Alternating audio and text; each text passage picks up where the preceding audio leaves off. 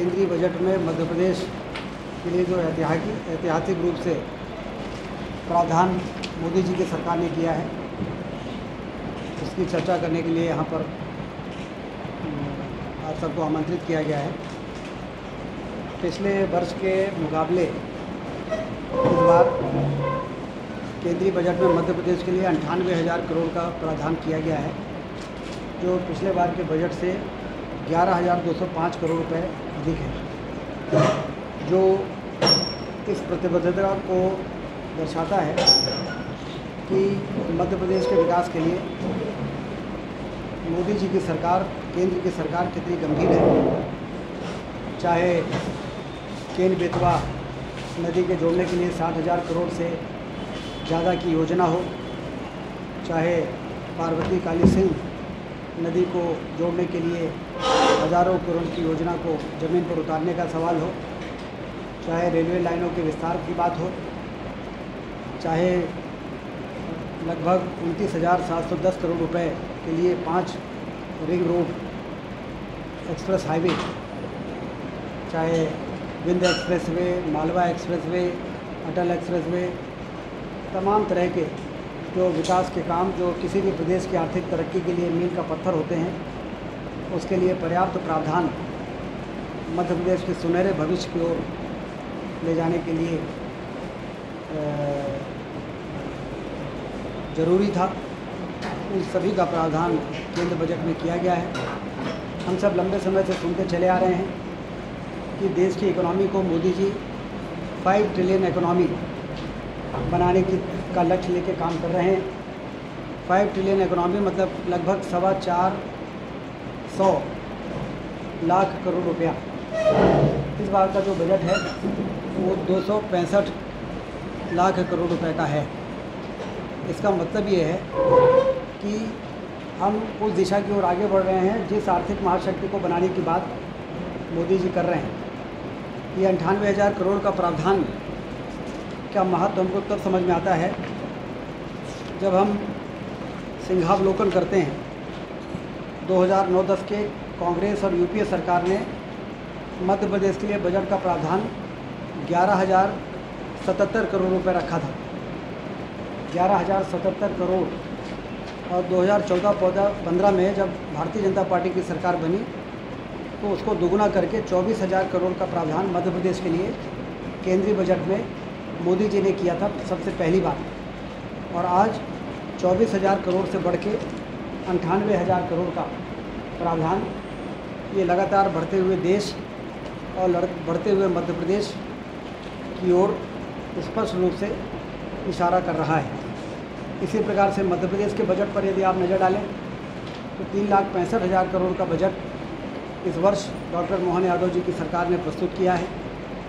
और जब 2003 के पहले कांग्रेस की सरकार थी और अंतिम बजट उन्होंने प्रस्तुत किया था दिग्विजय सिंह जी के समय में, तो मात्र 24,000 करोड़ का बजट था।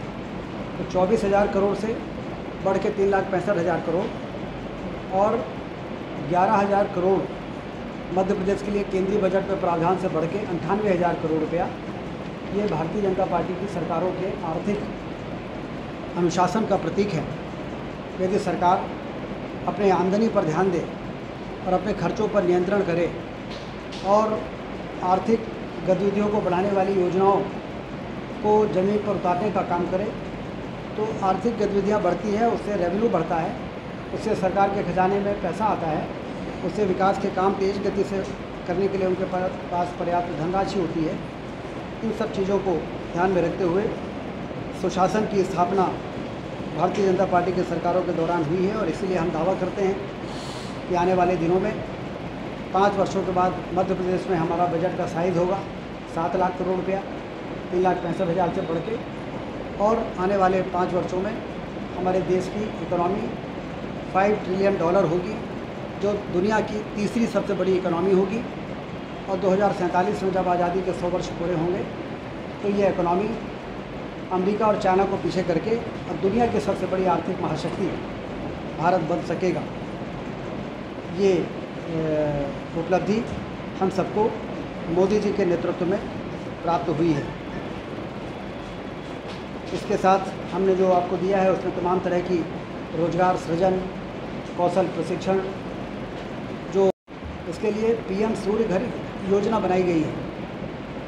3 किलोवाट तक का सोलर प्लांट जो 1.5 लाख रुपए में आता है। यदि कोई भी मध्यम वर्ग का व्यक्ति 300 किलोवाट जिसका खपत है, यदि वो 3 किलोवाट का प्लांट लगाएगा तो 1.5 लाख रुपए में उसको आधा पैसा ही देना पड़ेगा। आधा केंद्र सरकार और राज्य सरकार जमा करेगी, 75,000 रुपया, और 75,000 रुपये उसको सब्सिडी मिल जाएगी। उससे 300 यूनिट की बिजली उसकी पैदा होगी, और आमतौर पे मध्यम वर्ग में 300 किलोवाट ही बिजली की खपत होती है, और वो नेट मीटरिंग से कनेक्टेड रहेगा।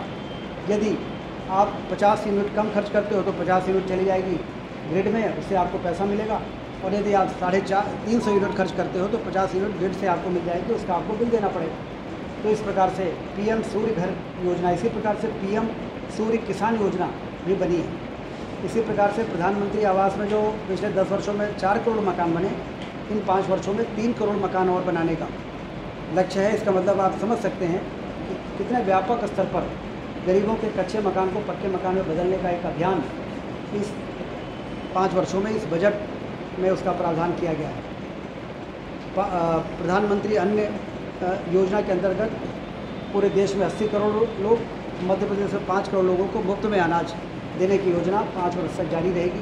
इसके लिए पर्याप्त प्रावधान किया गया है। लखपति दीदियाँ, 3 करोड़ लखपति दीदी बनाने के लिए उनको तमाम तरह की योजनाओं में किस तरह से मदद मिलेगी उसका प्रावधान किया गया है।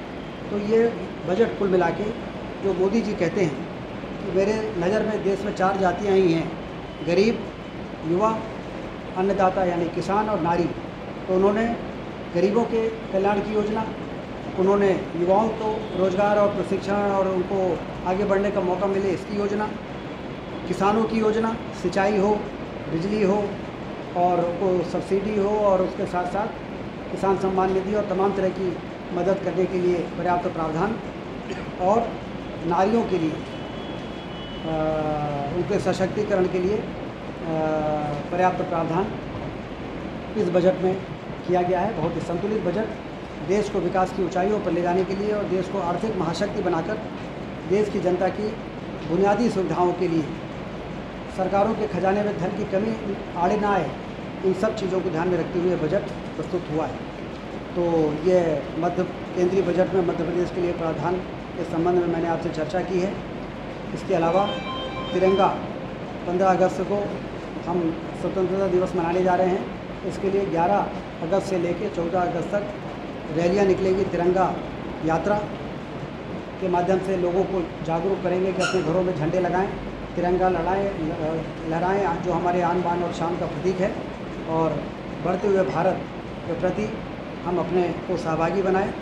और 12, 13, 14 को झंडा लगाने का अभियान चलेगा, जिसमें हम सारे लोग मिलके न सिर्फ हमारे कार्यकर्ता बल्कि आप सब लोग का सहयोग लेके और लोगों को प्रेरित करेंगे कि अपने घर के छत पर तो तिरंगा लहराएं, जिससे 15 अगस्त को जब आज़ादी का पर्व हम मनाएं तो देश के सभी घरों में तिरंगा लहराता हुआ दिखाई दे, जैसे कि देश के प्रति, देश को स्वतंत्र कराने के लिए जिन लोगों ने अपनी प्राणों की आहुति दी और हम सबको लगभग सैकड़ों वर्ष की गुलामी के बाद देश को स्वतंत्र किए हुए ज़्यादा समय कहाँ हुए, 75 साल हुए हैं, लेकिन गुलामी तो हमारी 700-800 साल से लंबी रही है। उस पुराने दिनों को हमें ज़रूर याद रखना है कि बहुत लंबे संघर्ष के बाद, बहुत दिनों के बाद 700 मुग़ल और यदि अंग्रेज़ों का शासन जोड़ लें तो बहुत लंबा समय है, और आज़ादी का तो बहुत कम समय है। लेकिन हम लोग को कभी कभी लगता है कि हम बहुत दिनों कभी गुलामी नहीं रहे, और इसलिए हम ऐसी हरकतें भी कर देते हैं आपस में एक दूसरे के टाँग खिंचाने में, कि देश को कमज़ोर करने की भी स्थिति यदि बने तो हम कहीं न कहीं देश के अंदर हमें फिर से वही भावना लोगों के मन में पैदा हो सके। इसके लिए आज़ादी के जश्न को घर घर में तिरंगा लहरा के आम आदमी मनाए। इसके लिए भारतीय जनता पार्टी राष्ट्रीय स्तर से लेकर प्रदेश और जिले स्तर से लेकर मंडल स्तर तक इसमें सक्रिय भूमिका निभाने वाली है।